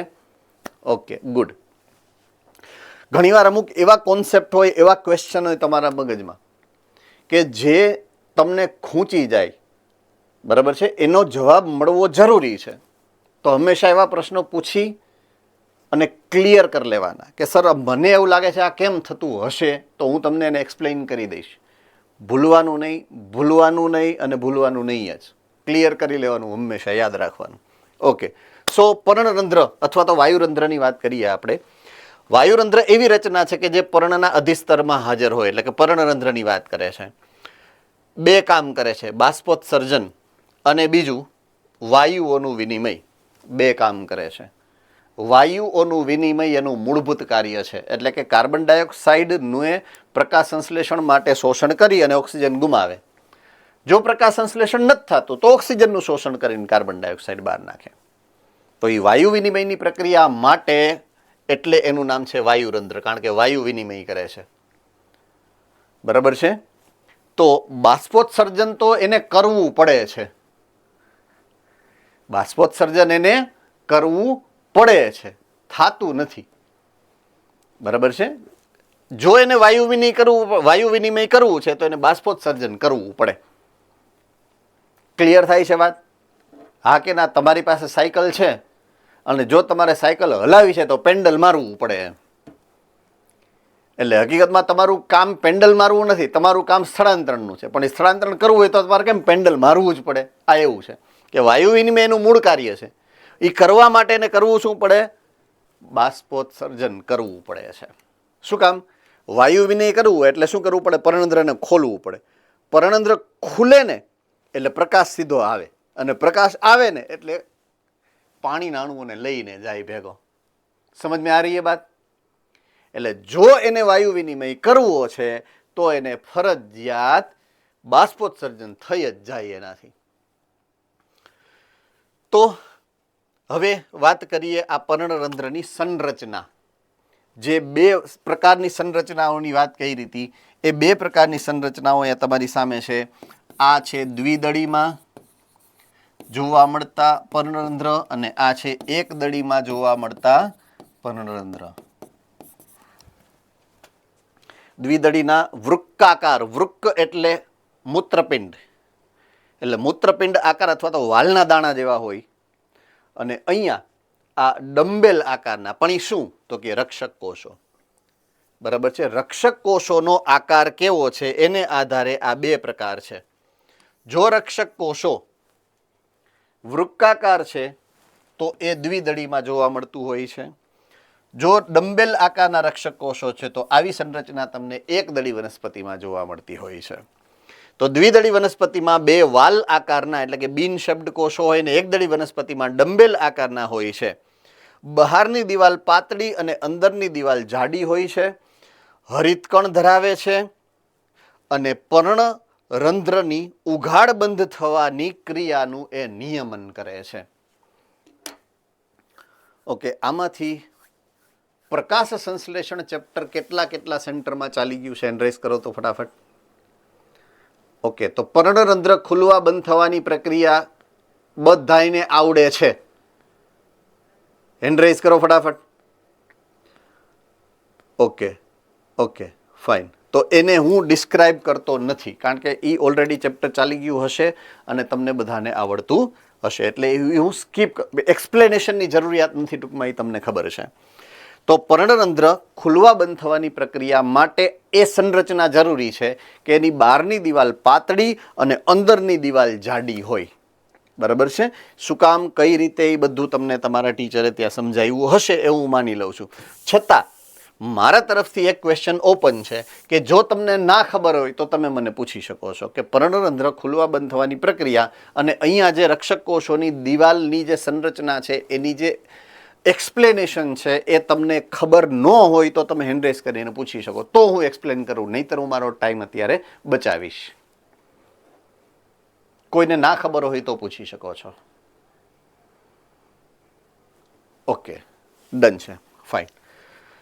ઓકે, ક્યારેક રક્ષક કોષોના બાજુમાં રહેલા અમુક અધિસ્તરીય કોષો તેમના આકાર અને કદમાં વિશિષ્ટ બની જાય અને એનું નામ પડે છે સહાયક કોષો. તો અહીંયા જુઓ તમે, આ રક્ષક કોષો છે એની બાજુમાં જે કોષ છે એ સહાયક કોષ છે. અહીંયા પણ આ ડંબેલ આકારના બે કોષો છે એની બાજુમાં બે બાજુએ સહાયક કોષો છે. જુઓ જોઈએ તમારી આકૃતિમાં તમને સહાયક કોષો મળી ગયા છે. એનરેઝ કરજો ફટાફટ, થમ્સ અપ. ઓકે, તો એ રૂપાંતરિત એટલે કે વિભેદિત કોષ છે. બરાબર છે. સહાયક કોષો છે. હવે સહાયક કોષો શું કરશે તો કે આજુબાજુની પર્ણની જે પેશી છે, મધ્યપર્ણ પેશી, એની અને આ રક્ષક કોષોની વચ્ચે આપલેની ક્રિયા કરે. સહાયક કોષો આપણે અન્નવાહકમાં હતા, સાથી કોષ, અહીંયા સહાયક કોષ, બેયનું કામ સેમ. ડન છે. ઓકે,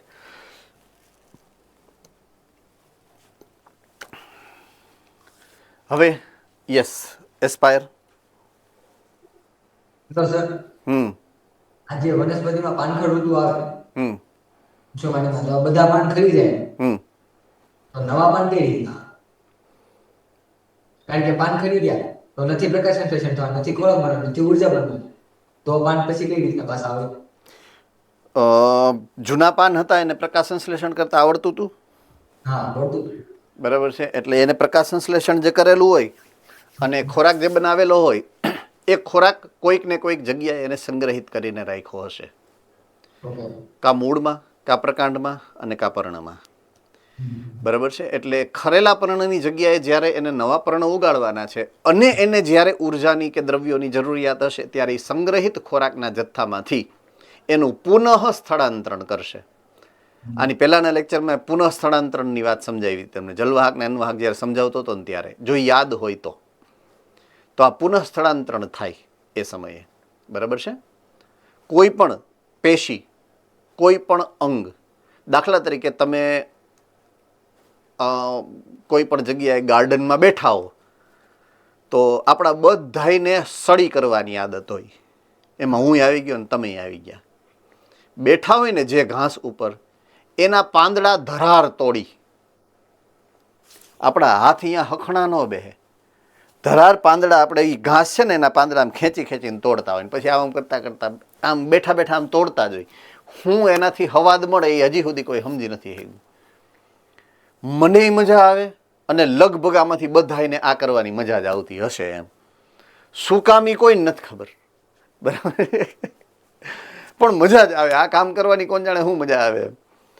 તો એ જે ભાગ તૂટે છે એની જગ્યાએ પાછો નવો ભાગ જે બનવાનો છે એના માટે આ સિદ્ધાંત લાગુ પડે જ છે. પુનઃસ્થળાંતરણ વાળો સિદ્ધાંત, બરાબર છે. હાલતા હોય ને આમ ડાળી ભાંગી નાખી તો એ જગ્યાએ નવી ડાળી ઉગવી જોઈએ, તો એ સંગ્રહિત ખોરાક જે છે એનો ઉપયોગ કરી શકશે, બરાબર છે. એટલે આ ઘટનાઓ બનતી હોય છે પુનઃસ્થળાંતરણની વનસ્પતિઓમાં. રોમ મેં કીધું એમ 2 પ્રકારના મૂળભૂત રીતના રોમ સામાન્ય રીતે જોવા મળતા હોય છે. હા, ઘણી વખત પર્ણમાં પણ જોવા મળતા હોય છે. ખાસ કરીને એક દડીના પર્ણમાં તમને જોવા મળે.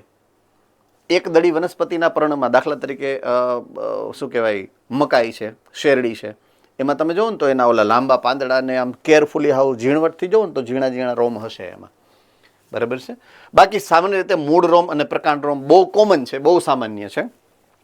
મૂળ ઉપર હોય તો એને કહેવાય મૂળ રોમ, પ્રકાંડ ઉપર હોય તો એને કહેવાય પ્રકાંડ રોમ. મૂળ રોમની લાક્ષણિકતા છે એ હંમેશા એક કોષીય જ હોય. એનું જે આવરણ છે એ એક જ કોષીય હોય. એનો મતલબ શું છે જો સમજાવું તમને. દાખલા તરીકે આ મૂળનો આડછેદ તમે લ્યો કોઈ બી મૂળનો, તો આ મૂળનો આ અધિસ્તર છે. અધિસ્તર એટલે સૌથી બહારનું આવરણ. તો અહીંયા દાખલા તરીકે મૂળ રોમ ઉગાડવો છે મારે, તો મૂળ રોમ હંમેશા જો આમ ઉગે, આમ. એટલે આ એક જ કોષ છે, સિંગલ કોષ છે. આ સિંગલ કોષમાંથી રોમ ઉત્પન્ન થાય, એટલે એક કોષીય હોય એ રચના. સમજાઈ ગયું કે નહીં?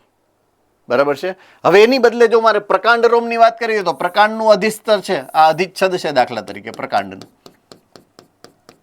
એમાં મૂળનો જે બહિરુદ્ધ ભેદ ઉદ્ભવે ને રોમ સ્વરૂપે, આ એક કોષ, આ બીજો કોષ, ત્રીજો કોષ, ચોથો કોષ, પાંચમો કોષ, આવી રીતના આવું બહુકોષીય સ્વરૂપ બને. આવું આ રોમ હોય એવા તો કેટલાય બધા કોષોનો સમૂહ બને. તો આ પ્રકાંડ રોમ છે, બહુકોષીય સંરચના છે, અને આ એક કોષીય સંરચના છે. તો મૂળ રોમ એક કોષીય હોય, એની સામે પ્રકાંડ રોમ છે ને એ હંમેશા બહુકોષીય સંરચના છે. જો એ તફાવતના સ્વરૂપે અહીંયા સમજાયું છે તમને. મૂળ રોમ એક કોષીય સંરચના છે, પ્રકાંડ રોમ બહુકોષીય સંરચના છે. મૂળના અધિસ્તરમાં મૂળ રોમ હોય, પ્રકાંડના અધિસ્તરમાં પ્રકાંડ રોમ હોય.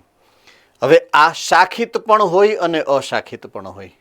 આ ફરજિયાત અશાખિત હોય, અશાખિત બ્રાન્ચ નો હોય, શાખાનો આમ વિભાજિત ન થાય મૂળ રોમ. પ્રકાંડ રોમ હોઈ શકે શાખિત, મૂળ રોમ ક્યારેય શાખિત ના હોય. મૂળ રોમનું કામ શોષણનું છે. શેનું છે? શોષણનું, બરાબર છે. જમીનમાંથી પાણી અને અકાર્બનિક દ્રવ્યોનું શોષણ કરે. એની સામે પ્રકાંડ રોમ છે ને, એનું કામ શું છે? સખત. સખત એટલે રક્ષણાત્મક છે, બરાબર છે, રક્ષણાત્મક છે. સૂર્યપ્રકાશ જ્યારે પ્રકાંડની સપાટી ઉપર પડે તો એ સૂર્યપ્રકાશ એની હારે ભટકાય અને પછી પ્રકાંડ ઉપર પડે એટલે એની તીવ્રતાને તોડી નાખે, પ્રકાંડની તીવ્રતાને ઓછી કરી નાખે, બાષ્પોત્સર્જનનો દર ઘટાડે. ટૂંકમાં 100 વાતની એક વાત. એટલે રક્ષણ કરવાનું છે. અને બીજું સ્ત્રાવ કરવાનું. ક્યારેક સ્ત્રાવ પણ હોય, ક્યારેક સ્ત્રાવ કરવાનું પણ એનું કામ હોય છે. એટલે મૂળ રોમ અને પ્રકાંડ રોમના લાક્ષણિક ગુણધર્મોને તફાવતના સ્વરૂપે અહીંયા રજૂ કરેલા છે, બરાબર છે. પ્રકાંડ રોમ બાષ્પોત્સર્જનના કારણે થતા પાણીના વ્યયને અટકાવવામાં મદદ કરે, મેં કીધું એમ, બરાબર છે, કે પ્રકાશને તોડી નાખે, પ્રકાશની તીવ્રતાને તોડી નાખે, એટલે બાષ્પોત્સર્જનનો દર ઘટાડે છે. એટલે રક્ષણાત્મક કાર્ય માટે રૂપાંતરિત છે પ્રકાંડ રોમ.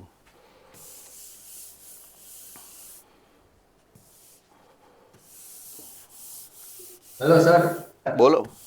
તમે કીધું છે આ મકાઈમાં નાના નાના રોમ દેખાતા, બરોબર? બરોબર. તો એને પર્ણરોમ કહેવાય ને? શું કહેવાય? પર્ણરોમ કહેવાય ને? પર્ણ ઉપર હોય તો પર્ણરોમ કહેવાય, પ્રકાંડ ઉપર હોય તો પ્રકાંડ રોમ કહેવાય, મૂળ ઉપર હોય તો મૂળ રોમ કહેવાય, બરાબર.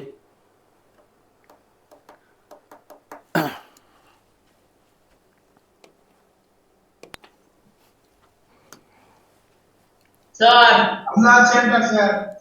ચાલો બોલો અમદાવાદ સેન્ટર સર. સર જેમ વનસ્પતિઓમાં રોગનું કાર્ય એ રીતે હતું, જેમ વનસ્પતિઓમાં રોગનું કાર્ય એમ મનુષ્યમાં તે રોગ હોય એનું બી કંઈ કાર્ય હોય કે એમને સમજાણો ને બેટા question, I am sorry. Sir જેમ વનસ્પતિઓમાં રોગ છે એ વાત કે કોઈ ક્રિયામાં રોમ રોમ રોમ ઓકે રોમ. જેમ વનસ્પતિઓમાં રોગ છે એ પ્રકાશથી રક્ષણ આપે એ રીતે અલગ અલગ કાર્ય છે, એમ મનુષ્યમાં જે રોગ છે એનું કંઈ કાર્ય હોય છે. એટલે વનસ્પતિમાં એને રૂવાટી અથવા તો વાળ કહેવાય. આપણું જે રૂવાટી છે આ એનું સેમ કામ છે બેટા. શું કામ તમને માથા ઉપર વાળ આપેલા છે? એનું કારણ સૂર્યપ્રકાશ માથા ઉપર જ પડે છે ને સામાન્ય રીતે, બરાબર છે. પહેલાં આપણે જ્યારે જંગલી હતા એટલે કે જ્યારે આપણે વાંદરા હતા ત્યારે આ વાળ વધારે હતા. જેમ જેમ તમે ઝાડ ઉપરથી ગુફામાં વયા ગયા, પોઈન્ટ ટુ બી નોટેડ, પહેલાં ઝાડ ઉપર રહેતા પછી ગુફામાં વયા ગયા એટલે સૂર્યપ્રકાશ તમારી ઉપર ન પડે કે પડે તો કે ન પડે, તો પછી તમારે વાળની જરૂરિયાત છે કે નહીં તો કે નહીં. એટલે શું કર્યું ભગવાને? ધીમે ધીમે એને ઓછા કરી નાખ્યા, થોડાક રાખ્યા. શું કામ? કારણ કે ક્યારેક તો તમે બહાર નીકળશો ને, સમજાય છે કે નહીં? એટલે થોડાક રાખ્યા, બાકીના કાઢી નાખ્યા.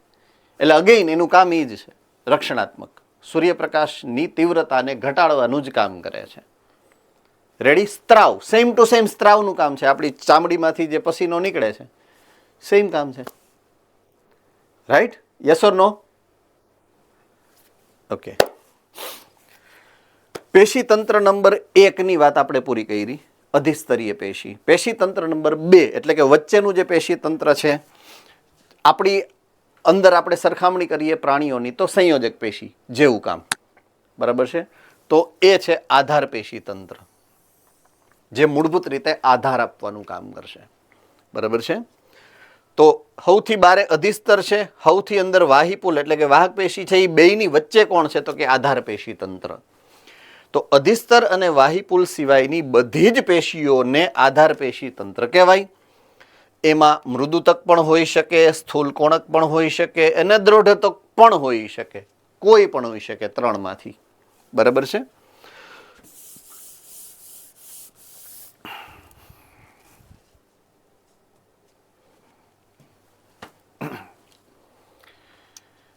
ઓકે. હવે જ્યારે મૂળ, પ્રકાંડ અથવા તો પર્ણ એનો તમે આડછેદ લઈ અને માઇક્રોસ્કોપની અંદર જ્યાંની સંરચનાને તપાસશો, અવલોકન કરશો, ઓબ્ઝર્વેશન કરશો, ત્યારે એની વિશિષ્ટ પ્રકારની ગોઠવણી જોવા મળશે, બરાબર છે. અધિસ્તરની પણ વિશિષ્ટ ગોઠવણી જોવા મળશે, વાહક પેશીમાં પણ વિશિષ્ટ ગોઠવણી જોવા મળશે. એમ આધાર પેશી તંત્રમાં પણ તમને એવી કોઈ ચોક્કસ પ્રકારની ગોઠવણી જોવા મળશે. એના વિવિધ ઘટકોના વિવિધ નામ પડેલા છે. તો એવા આધાર પેશી તંત્ર, એના જે ઘટકો છે એના વિશે તમને માહિતી અહીંયા આપેલી છે, બરાબર છે. તો હવે સૌથી બારે કોઈ પણ આડછેદ તમે લ્યો ને, આડછેદ લ્યો તો સૌથી બહારની બાજુએ અધિસ્તર છે, કેન્દ્રમાં વાહક પેશી છે અને એ સિવાયની બધીએ આધાર પેશી છે, બરાબર છે. તો એ આધાર પેશી એક સરખી ના હોય. તમે જુઓ ને તો અહીંયા અલગ અલગ પ્રકાર છે, જો અહીંયા કેટલાય બધા પ્રકારના ઘટક તમને જોવા મળશે, એક સરખી નથી. તો મૂળભૂત રીતે આધાર પેશી તંત્રમાં જોવા મળતા એના જે ઘટકોના નામ છે, એમાં પહેલું નામ છે બાહ્યક, બીજું નામ છે પરિચક્ર, ત્રીજું નામ છે મજ્જક અથવા તો મજ્જા અને ચોથું નામ છે મજ્જા કિરણો, બરાબર છે. ચોથું નામ છે મજ્જા કિરણો. તો મૂળ જોવા જઈએ, શબ્દ મૂળ જે સંરચના છે, કોઈ પણ અંગ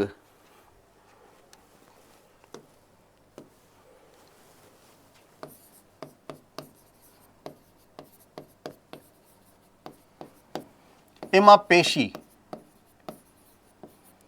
એની જે ગોઠવણી હશે, દાખલા તરીકે આ મૂત્રપિંડ છે, નામ તો સબને સુના હોगा ना मूत्रपिंड का, મૂત્રપિંડ બધાને ખબર છે ને? ઓકે, 10મા ધોરણમાં પણ આવી ગયું છે અને 11મા ધોરણમાં પણ લગભગ ઘણા બધા સેન્ટર્સમાં ચાલી ગયું હશે અથવા તો ચાલતું હશે અથવા તો હવે ચાલશે, બરાબર છે? હું જો આનો આડછેદ લઈ લઉં ને, આડછેદ, પોઈન્ટ ટુ બી નોટેડ, હવે સમજવાનો મુદ્દો આવ્યો. આડછેદ લઉં એટલે બહારની બાજુએ જે ઘટક હોય ને, બહારની બાજુએ એ પ્રદેશને બાહ્યક કહેવાય અને વચ્ચેની બાજુએ હોય ને, વચ્ચેની બાજુએ એને મજ્જક કહેવાય. મૂત્રપિંડ બાહ્યક અને મૂત્રપિંડ મજ્જક આવા શબ્દો હશે. કોને કોને સાંભળ્યા છે? હેન્ડ રેઝ કરો જોઈએ. વાહ મારા લાલ ને લાલિયું. ઓકે ગુડ, ચાલો સરસ, બધાએ સાંભળ્યું છે ટૂંકમાં. તો હવે બે શબ્દ મારે સમજાવવાની જરૂર નથી આ ચારમાંથી. એક બાહ્યક, મતલબ ખબર પડી ગઈ. આધાર પેશી તંત્રમાં પરિઘવર્તી ભાગમાં જે ગોઠવણી થયેલી હોય એ પેશીને શું કહેવાય? બાહ્યક. કેન્દ્રમાં એટલે કે વચ્ચે થયેલી હોય એને શું કહેવાય? મજ્જક અથવા તો મજ્જા. પૂરું થઈ ગયું. આ બે શબ્દ તો નીકળી ગયા. હવે ત્રીજો શબ્દ હું લઈ લઉં છું, મજ્જા કિરણો. તો મજ્જક વિસ્તારમાં ઘણીવાર શું હોય ખબર છે? વાહક પેશી એક જ જગ્યાએ છે, કોઈ એક જ જગ્યાએ, તો વાંધો નથી.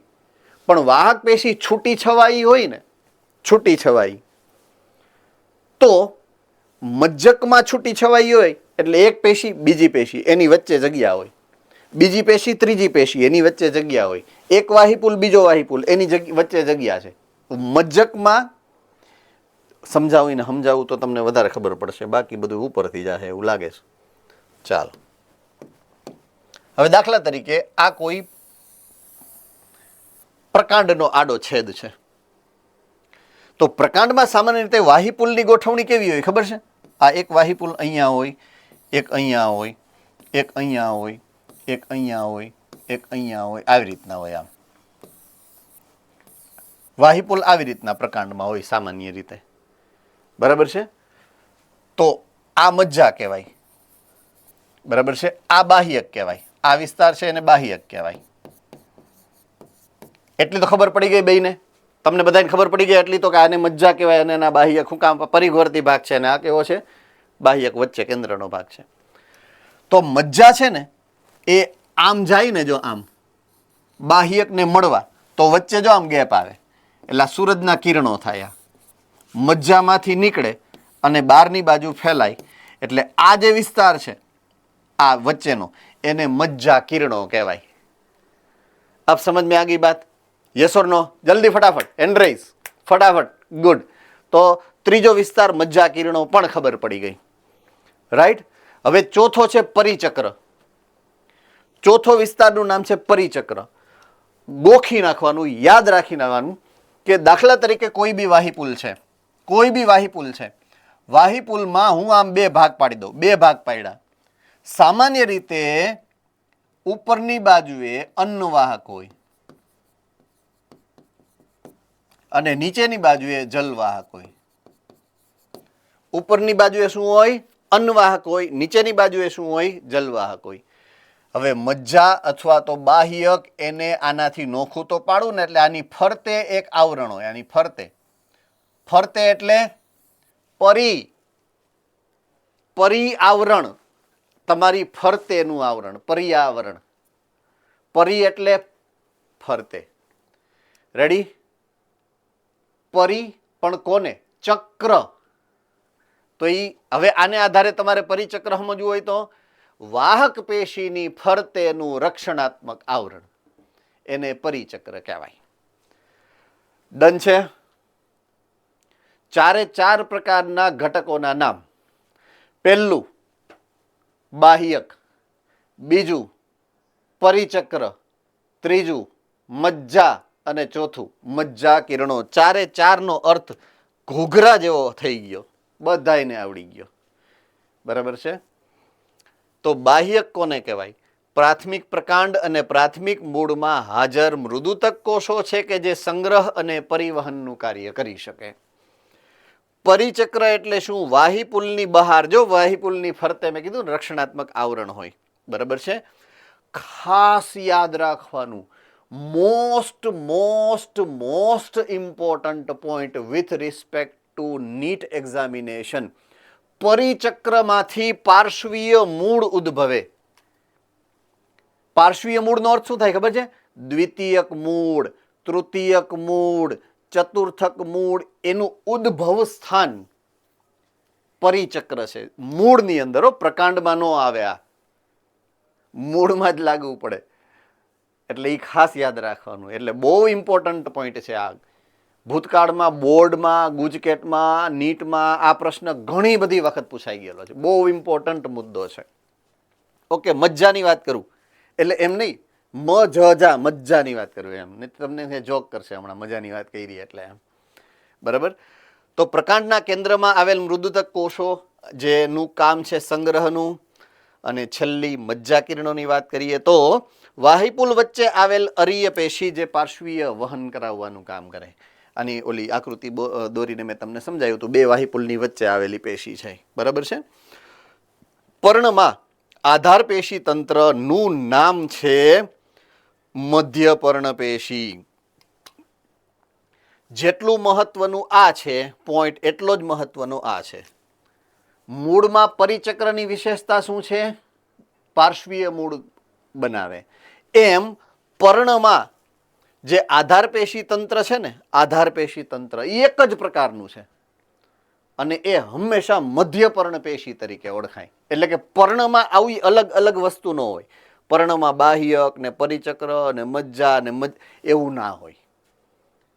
પર્ણમાં એક જ પ્રકારની પેશી હોય, એને કહેવાય મધ્ય પર્ણ પેશી, જે હરિતકણ ધરાવે અને પ્રકાશ સંશ્લેષણનું કામ કરે. એટલે આ જે ચાર ભાગ પડે ને એ પ્રકાંડ અને મૂળમાં જ પડે, પર્ણમાં નહીં. ચાલો, યાદ રહી જશે બધાને. ઓકે, તો અહીંયા આજે પૂરું કરી નાખીએ, 4 વાગી ગયા છે એટલે, બરાબર છે. આગળનું ડિસ્કશન હવે આના પછીના લેક્ચરમાં કરશું. કોઈને કાંઈ ડાઉટ હોય તો પૂછી શકો છો.